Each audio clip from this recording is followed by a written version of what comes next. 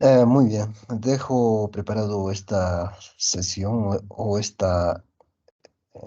o este tema para que ustedes puedan revisar en su tiempo libre y completar sus actividades de aplicación, sus actividades de representación. Em, el tema es relatividad del color. El propósito es conocer la teoría de la interacción del color y experimentar interacción del color. Entonces es teórico y práctico. Conocimientos previos, estas interrogantes estaremos resolviendo. ¿Qué es interacción del color? ¿Qué es relatividad del color? ¿De qué depende la interacción y relatividad del color?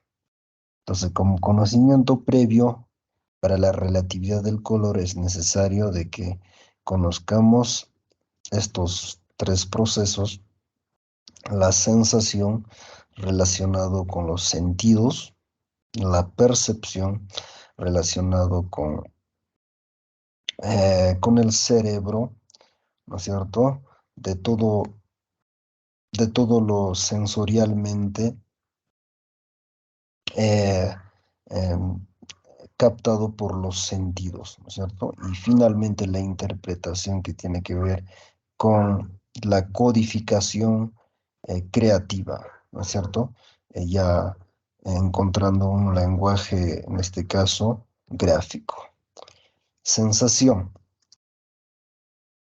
De acuerdo a la Real Academia de la Lengua Española, significa impresión que percibe un ser vivo cuando uno de sus órganos receptores es estimulado. Sensaciones olfativas, visuales, táctiles, sensación de dolor. Entonces lo que nos importa es el sentido de la vista, es decir, sensaciones visuales, ¿no es cierto? Tenemos el sentido de la vista, pues, depende de la presencia de luz, ¿cierto? Entonces tenemos dos ojos, tenemos binoculares, ¿no es cierto? Entonces, la retina, pues, posee eh, fotorreceptores que son conos y bastones, ¿no es cierto? Los conos, pues, dependen de luces altas, y ahí es cuando vemos los colores en mayor complejidad, ¿no es cierto? Y los bastones pues dependen de las luces bajas, ¿no es cierto? Entonces se puede observar de forma monócroma. Entonces, ¿cómo se observa? Pues el ingreso a través de la retina o a la retina es pues de forma invertida y la percepción que hace el cerebro es eh, volverlo como se presenta en la realidad físicamente, ¿no es cierto? Entonces, lo primero que debemos conocer es que hay una parte sensorial eh, o sensación, ¿no es cierto? Continuamos, el siguiente proceso es la percepción. La definición que le da la Real Academia de la Lengua Española es sensación interior que resulta de una impresión material hecha en nuestros sentidos, ¿no es cierto? Entonces, nuestros sentidos hacen la impresión y la sensación interior, pues, corresponde al cerebro, ¿no es cierto? De estas impresiones recogidas por los sentidos, sea oído, olfato, tacto, gusto y la vista, que nos interesa en este momento, ¿no es cierto? Entonces, lo perceptual tiene que ver con algo em, em, con el cerebro, ¿no es cierto? Es todavía automático, todavía no estamos entrando a la razón, a la parte interpretativa, ¿ya? ¿No es cierto? Entonces, interpretación es el siguiente proceso, en este caso, una interpretación visual. ¿Qué es interpretar? Concebir, ordenar o expresar de un modo personal la realidad. Entonces, ¿qué realidad? La realidad que correspondía a la sensación y a la percepción. Esa realidad, pues, se interpreta racionalmente, ¿no es cierto? Entonces, esta interpretación lo podemos ejemplificar en esta codificación, en esta expresión, ¿no es cierto? Eh, que en este caso sería una ilusión óptica, ¿no es cierto?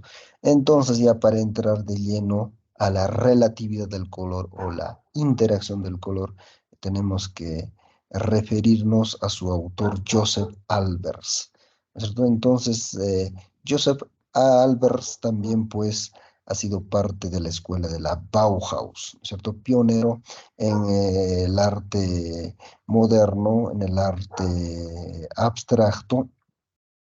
Contemporáneo también se dedicó a la arquitectura, al diseño, pero una vez ya iniciado la Segunda Guerra Mundial o una vez que eh, los nacionalsocialistas llegan a Alemania, pues estos teóricos son expulsados desde Alemania y el país que recepciona esta fuga de talentos es Estados Unidos, ¿no es cierto? Y específicamente se inserta o se establece en la Universidad de Yale, ¿no es cierto? Ejerció como director del Departamento de Diseño de la Universidad de Yale.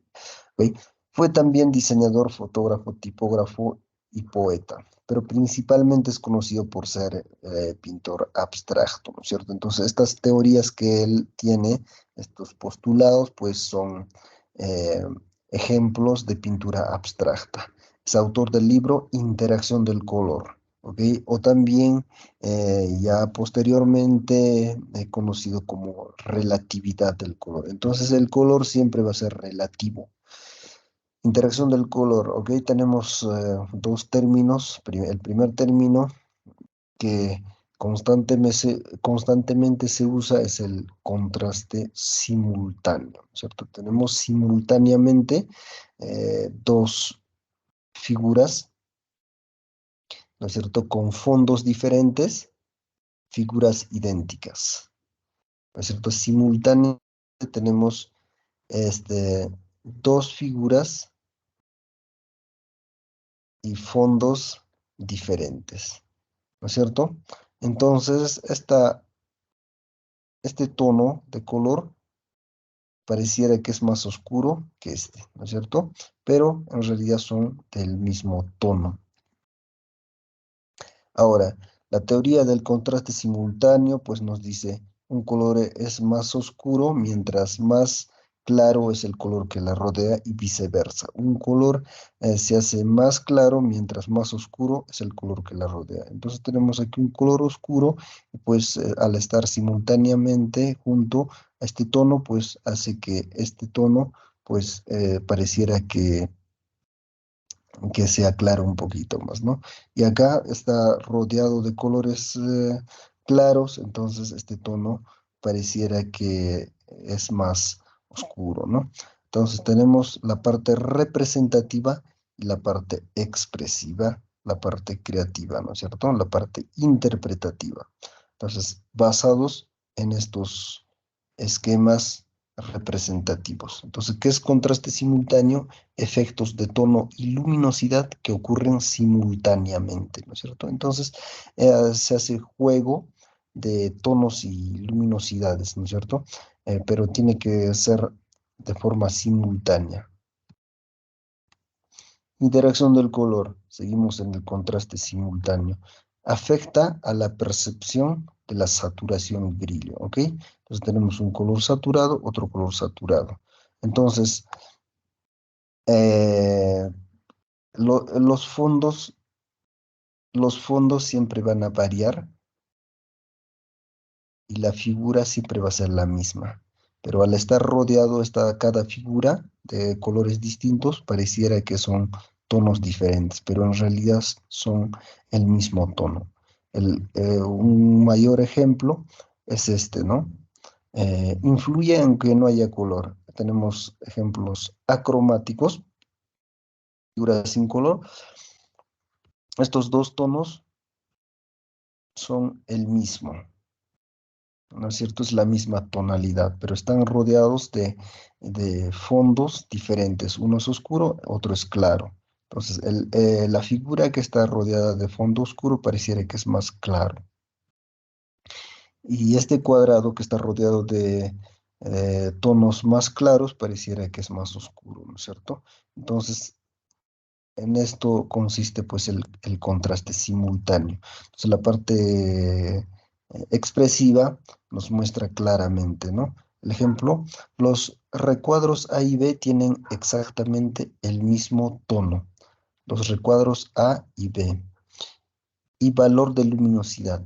Sin embargo, se perciben distintos. Entonces tenemos aquí A y en este cuadro tenemos B. Perceptualmente pareciera que son diferentes tonos, pero si lo trasladamos a un costado, se trata del mismo tono, ¿no es cierto? Entonces, ahí pues vemos que el color es relativo, ¿no es cierto? Además, si nos preguntamos de qué color es la sombra, entonces quizá en la mente de muchos podría estar el negro. En realidad, la sombra es relativo, ¿no es cierto? Es relativo a la superficie de cada objeto. Es relativo a la cantidad de luz, ¿no es cierto? Entonces, la sombra, de acuerdo a la teoría del color, pues es relativo, ¿no? No es negro. Otro término que usa Albers es intervalos cromáticos. Que son intervalos cromáticos, traslación de dos tonos a uno en común. Entonces tenemos aquí eh, un color, un tono, otro tono. Entonces tenemos otro sector o un lugar de traslación, ¿no es cierto? Entonces tenemos otro tono diferente. Entonces estos intervalos cromáticos fácilmente funcionan en superficies transparentes o en este caso, en esta imagen, en acuarela. Entonces están superpuestos, entonces se obtienen diferentes intervalos de color, ¿no es cierto? Em, Continuamos en esta figura. Ahora, en un pigmento como óleo, témpera o acrílico, pues no va a funcionar, porque si combinamos este tono con el otro, con este, pues nos va a salir un tono intermedio que ubicaríamos aquí, ¿no es cierto? Entonces, se trabaja de otra forma. Combinamos este tono con el tono más oscuro y nos va a salir un color. Para este color, pues, llevaría mayor cantidad de este tono. Y para este otro tono, llevaría más cantidad de este tono. Entonces, eh, logramos diferentes intervalos cromáticos. Y si trabajamos de forma figurativa, de la misma forma, tenemos un tono, tenemos otro tono, que es el color del plástico. Entonces, tenemos un intervalo entre ambos esta transparencia, ¿no es cierto? Igualmente ocurre con el rojo y el color del plástico. La combinación de ambos, pues nos va a salir otro color intervalo y diferentes colores intervalo, ¿no es cierto? Entonces, de esta forma podemos obtener de forma armónica diferentes intervalos cromáticos. Intervalos cromáticos, tenemos aquí ejemplos representativos, ¿no es cierto? Tenemos en este cuadro. La idea es unir este cuadro con el otro. Tenemos en este cuadro un color dominante que es el rojo. En el siguiente cuadro tenemos otro color dominante que es el azul. En todos los cuadros hay la presencia de azul y rojo respectivamente. En los siguientes cuadros los unimos. A este cuadro unimos este, pero para unirlo reducimos el tamaño del cuadro 2. Entonces obtenemos este trabajo experimental. Y de la misma forma, a este cuadro, reduciendo el tamaño del primer cuadro, unimos acá. Entonces, ¿cómo lo logramos?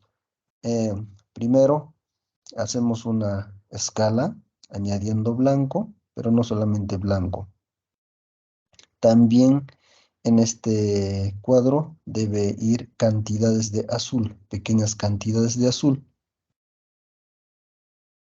Igual, en este cuadro debe ir cantidades o pequeñas cantidades de rojo. Entonces, cuando los unimos, pareciera que estos colores se vuelven transparentes, ¿no es cierto? Entonces, hay intervalos cromáticos, ¿no es cierto? Entonces, se crea ilusión de transparencia, ¿no es cierto? Entonces tenemos aquí este pensamiento de Joseph Albers: el color es el medio más relativo en el arte. Entonces, esta relatividad, pues, es algo psicológico, es algo perceptual, ¿no es cierto? Porque si lo experimentamos, nos damos cuenta de que muchas veces podríamos estar siendo engañados, ¿no es cierto? Entonces es algo subjetivo. Entonces, ¿qué es subjetivo? Es algo psicológico, es algo perceptual, pero también tiene una parte objetiva, ¿no es cierto? Por eso es que en el anterior ejemplo, pues lo hemos separado, ¿no es cierto? Lo hemos aislado, estos tonos, y resulta que eran el mismo. Entonces, en las actividades de aplicación, pues se desarrolla, como siempre, de forma presencial, con las especificaciones